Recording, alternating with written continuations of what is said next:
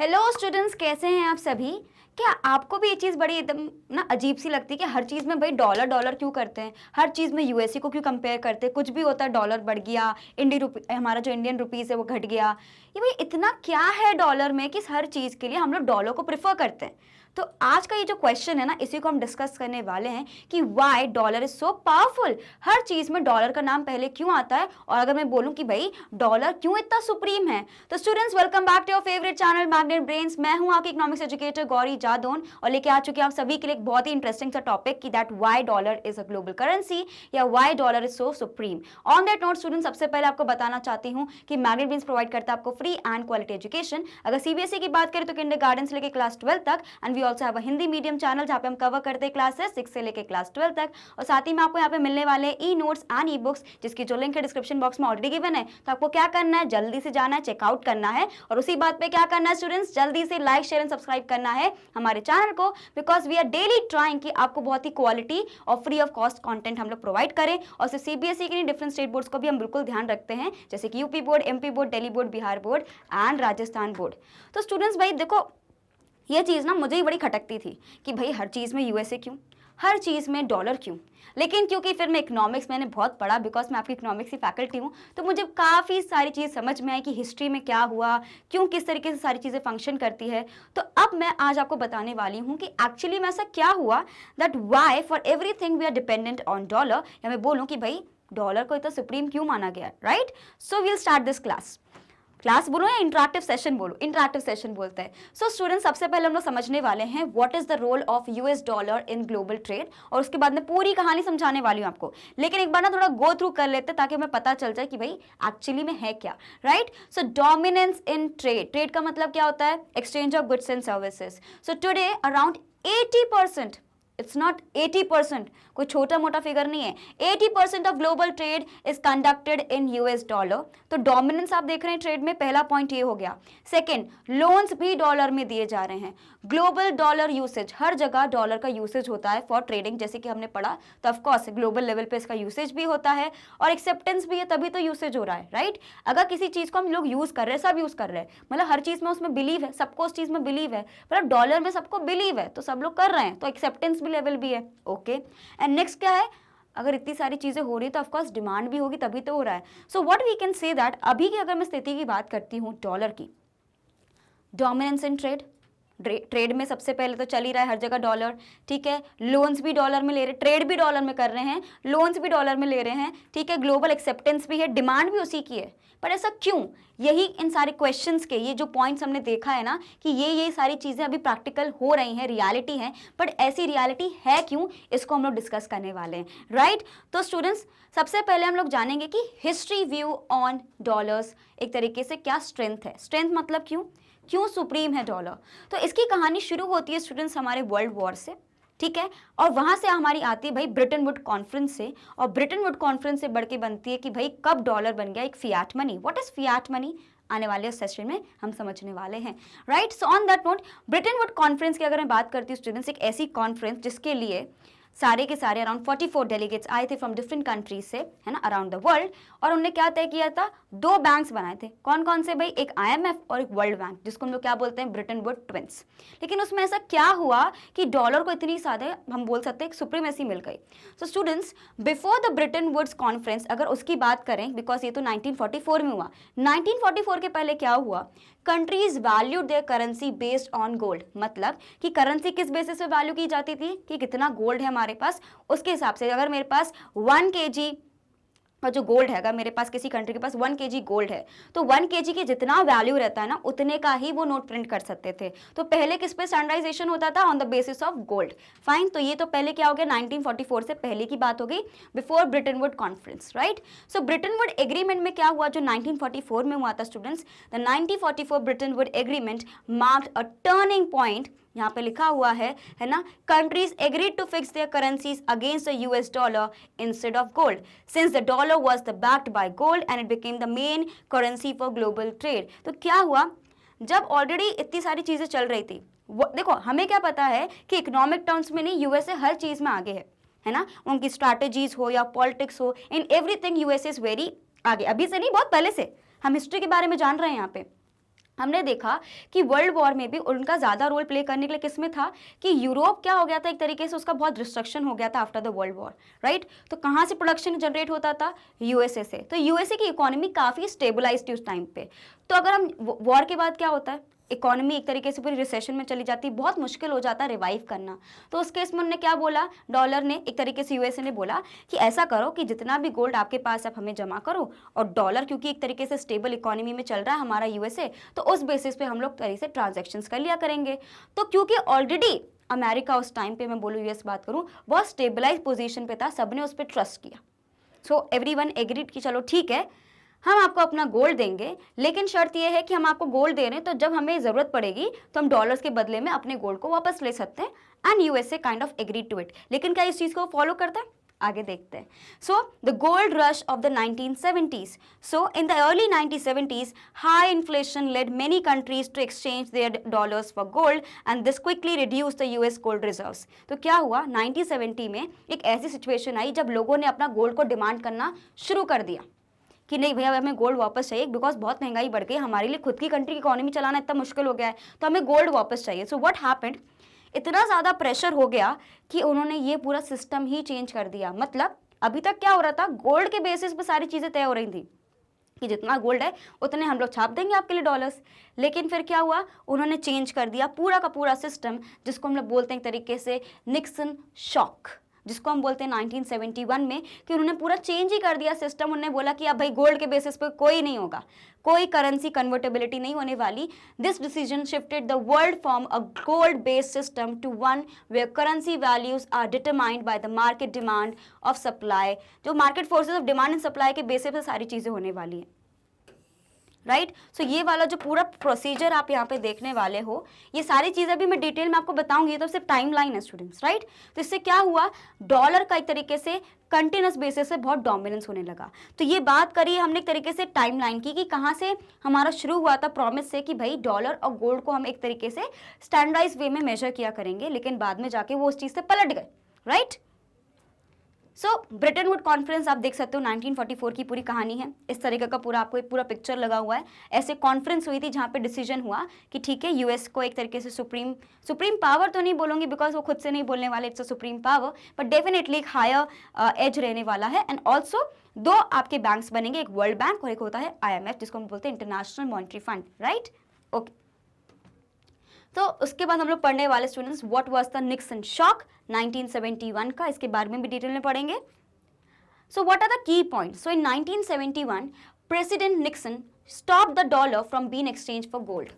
क्या हो गया था कि एक तरीके से वो मोनोपोली इंजॉय कर रहा था यूएसए, है ना। हमने क्या बात करी है कि वर्ल्ड वॉर के बाद स्थिति खराब हो गई, सारे लोगों ने यूएसए की तरफ देखा उम्मीद से कि भाई यूएसए हमारी मदद करने वाला। यूएसए ने बोला चिंता बिल्कुल मत करो, आपको सिर्फ कुछ नहीं करना है, आप हमें अपना गोल्ड दीजिए, उसके बदले में आपको डॉलर देंगे और सब ट्रेड करो, बढ़िया इकोनॉमी को बढ़ाओ, प्रोडक्शन बढ़ाओ, इकोनॉमी बढ़ाओ, सब अच्छे से होने लगेगा, फिर से सारी हमारी इकोनॉमी ट्रैक पे आ जाएगी। और सारे के सारे सम्मान भी गए, बिकॉज उस टाइम पे भी अमेरिका एक तरीके से जो यूएस है उसका जो एज था in terms of economic development बहुत ज़्यादा था। लेकिन क्या हुआ, कब तक चला, ब्रेटन वुड कॉन्फ्रेंस में सारी चीज़ें तय हो चुकी थी, लेकिन चला कब तक, सिर्फ 1971 तक। उसके बाद क्या होगा, शॉक लग गया सबको। क्यों, उन्होंने चेंज ही कर दिया अपना सिस्टम, जो हम पढ़ने वाले हैं। So this move change the dollar from a gold back currency to one based on trust in government. तो मतलब हम बात करने वाले स्टूडेंट्स यहाँ पे फियाट मनी की। What is fiat money, I will show you 1 minute, right. So transaction to fiat money. So fiat money क्या होता है, ऐसी मनी जिसमें जो गोल्ड है, अभी तक हम गोल्ड के बेसिस पे कर रहे थे, तो अब गोल्ड के बेसिस पे करेंसी नहीं हो रही है, बल्कि Fiat money is a type of currency that issued by the government and is not backed by any physical commodity. Gold वगैरह से नहीं, आपको गवर्नमेंट पे ट्रस्ट रहता है, गवर्नमेंट आपकी कितनी स्टेबलाइज है उस पर ट्रस्ट करके आप बिलीव कर रहे हो कि ये जो नोट है भाई हाँ ये 1000 रुपये का है, ये 100 रुपये का है, ये 2000 रुपये का है, 500 रुपये का है। हम किसके बोलने बिलीव कर रहे हैं कि हमारी गवर्नमेंट ने बोला है कि भाई ये नोट 500 रुपये का है, इस पर उन्होंने साइन करके दिया है हमारे RBI के गवर्नर ने, तो हम उस पर बिलीव कर रहे हैं। सिमिलरली फियाट मनी क्या होता है कि यहाँ पे कोई भी गोल्ड मेजर पे कोई भी कन्वर्टेबिलिटी है ही नहीं। यहाँ पे किस पे एक तरीके से बिलीव रखा गया है, किस पे, गवर्नमेंट पे बिलीव रखा गया है। फाइन।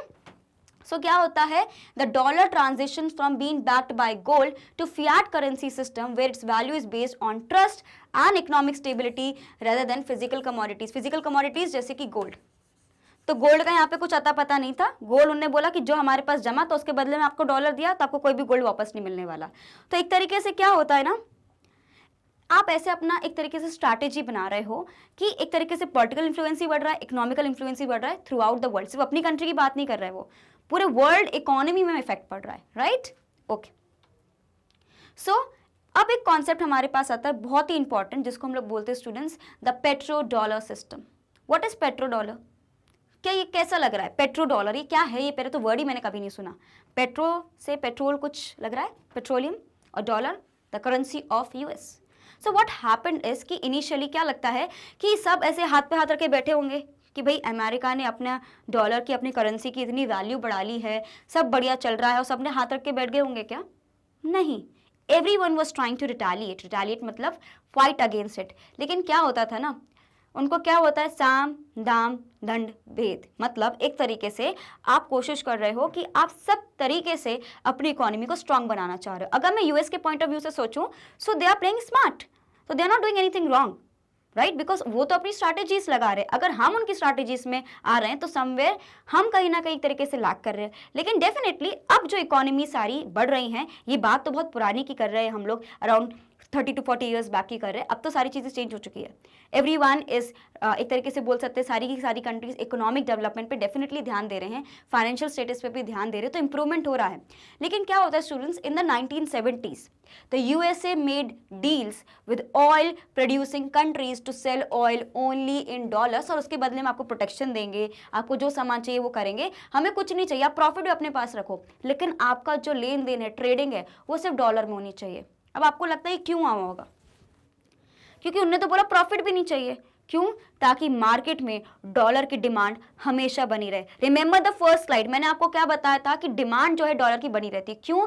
बिकॉज उन्होंने पैक्ट बना रखा है, क्योंकि ऑयल हमें पता है कि मेजरली हमारा सऊदी अरेबिया और जो हमारे ओपेक नेशन है उधर से आता है। तो उधर उन्होंने क्या बना रखा है, petro currency. What is petro currency? मतलब जो भी आपका क्रूड ऑयल से रिलेटेड जितने भी आपका सेल होगा, एक्सपोर्ट होगा, वो कौन सी करेंसी में होगा?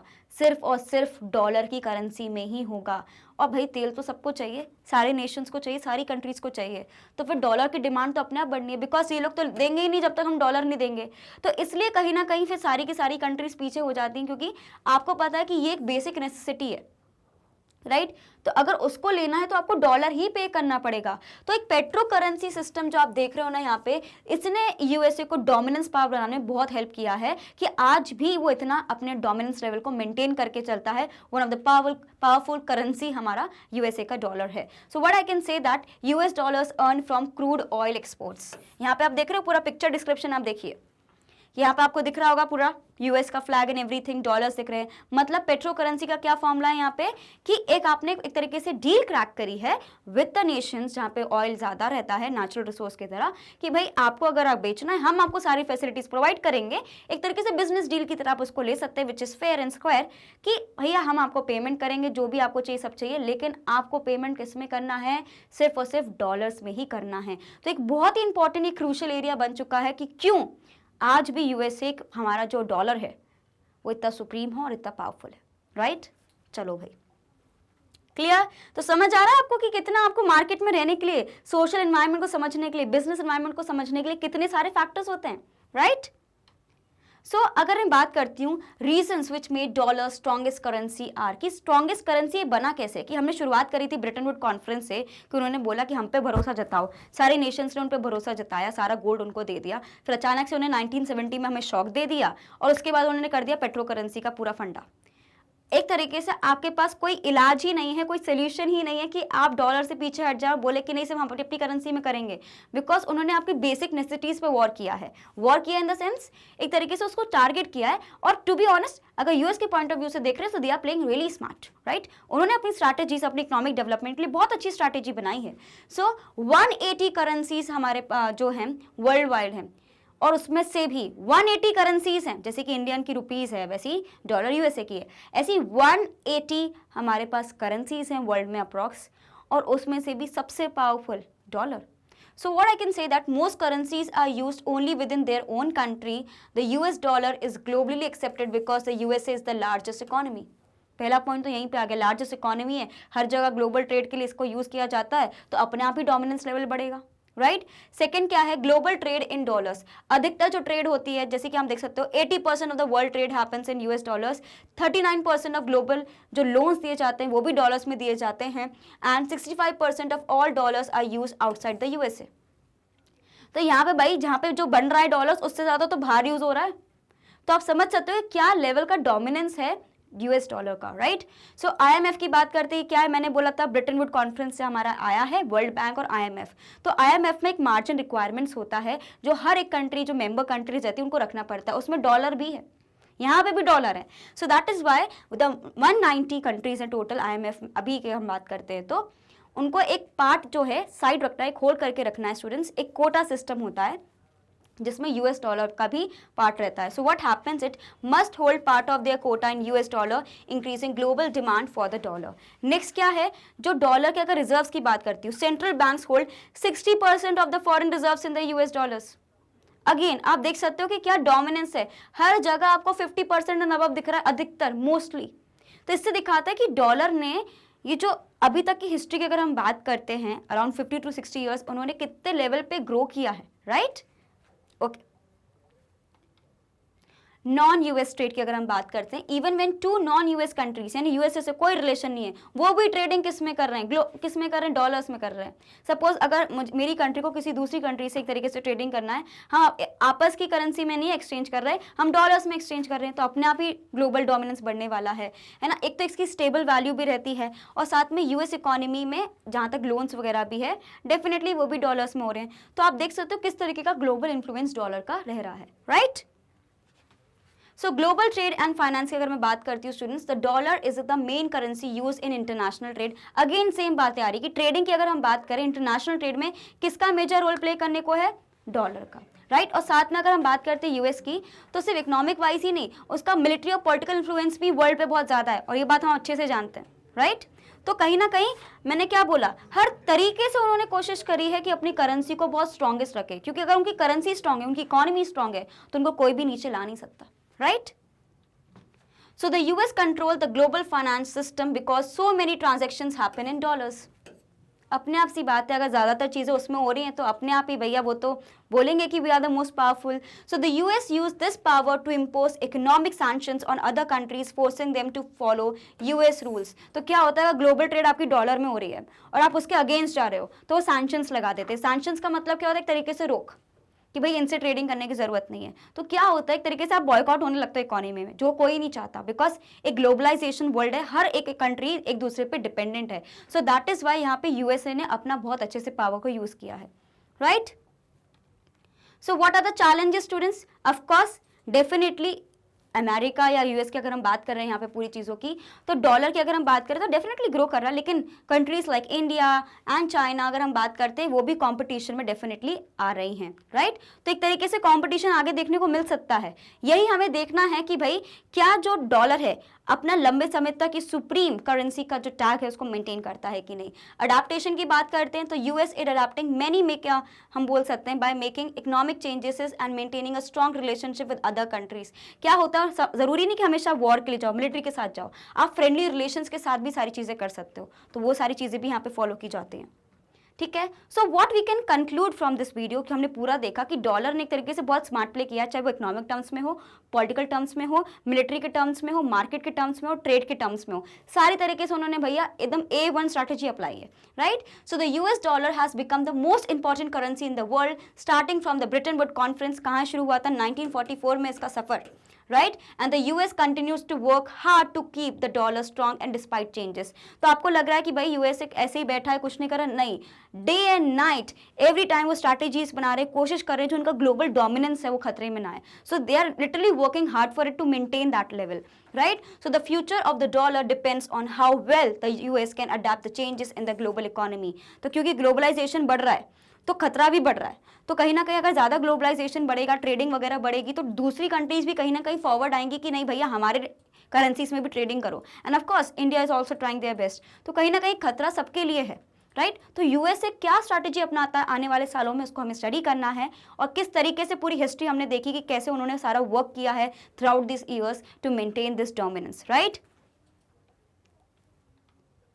सो students, this was all about this video, जहाँ पे मैंने आपको एक हिस्ट्री के फॉर्मेट में थोड़ा बहुत बताया है कि यूएस अपना कैसे एक तरीके से पावरफुल अपनी करेंसी को रखता है। पेट्रो करेंसी का मैंने आपको पूरा फॉर्मेट बताया, फियाट मनी क्या होता है ये बताया, थोड़ा बहुत ब्रिटेन कॉन्फ्रेंस के बारे में बताया, जो ब्रिटेन वुड कॉन्फ्रेंस होती है उससे IMF और वर्ल्ड बैंक, हमारे 2 बैंक्स एक तरीके से ओरिजिनेट हुए थे, उसकी भी थोड़ी हिस्ट्री बताई स्टूडेंट्स। हमने समझा कि अगर हमें किसी चीज़ को इकोनॉमिक टर्म्स में स्ट्रॉन्ग रखना है तो सिर्फ इकोनॉमी को नहीं, मिलिट्री को भी, हर एक तरीके से हमें ओवरऑल डेवलपमेंट करना पड़ेगा अपनी इकोनॉमी को, अगर हम चाहते हैं कि हमारे ग्लोबल डोमिनेंस रहे, जिसको यूएसए बहुत अच्छे से और बहुत लंबे समय से ऑलरेडी कर रहा है। So on that note students, मुझे अच्छा लगा कि आप सभी पढ़ाई के अलावा भी जो थोड़े बहुत कॉन्सेप्ट्स ऐसे हैं जो हमें एक जनरल नॉलेज जो हमें पता होनी चाहिए, जो हमारी पर्सनैलिटी डेवलपमेंट को एनहांस कर सकते हैं, वो सारे वीडियोस को भी देखना बहुत पसंद करते हैं, बहुत सपोर्ट करते हैं। So students, at Magnet Brains we really try to provide you with free and quality content. अगर CBSE की बात करें तो किंडरगार्टन से लेकर क्लास 12 तक के सारे कोर्सेज आपको यहाँ पे मिल जाते हैं। And we also have a Hindi medium channel जहाँ पे हम कवर करते हैं क्लासेस 6 से लेकर क्लास 12 तक। सिर्फ CBSE ने हम डिफरेंट स्टेट बोर्ड को भी फॉलो करते हैं स्टूडेंट्स, जैसे कि Delhi board, Bihar board, UP board, MP board and Rajasthan board. तो सारी की सारी चीज़ें आपको यहाँ पे मिलने वाली हैं स्टूडेंट्स, और साथ ही में E-नोट्स एंड ई बुक्स भी आपको मिल जाएंगी, जिसकी जो लिंक है डिस्क्रिप्शन बॉक्स में ऑलरेडी गिवन है। तो सबसे पहले जाकर आप उसको चेकआउट कर सकते हैं। और सिर्फ हमें यूट्यूब पर नहीं, हमें डिफरेंट सोशल मीडिया साइट्स पर भी आपको सपोर्ट करना है, जैसे कि Facebook, Instagram, Twitter, Telegram and WhatsApp, ताकि हम आपके लिए अमेजिंग सेशंस लेके आए, आपको उसकी सारी अपडेट मिलती रहे स्टूडेंट्स। तो होपफुली आपको वीडियो अच्छा लगा हो, पता चल गया हो कि भाई डॉलर ने किस तरीके से अपनी एक डोमिनेंस मेंटेन करी है। On that note, bye bye and see you in the next video and thank you for watching.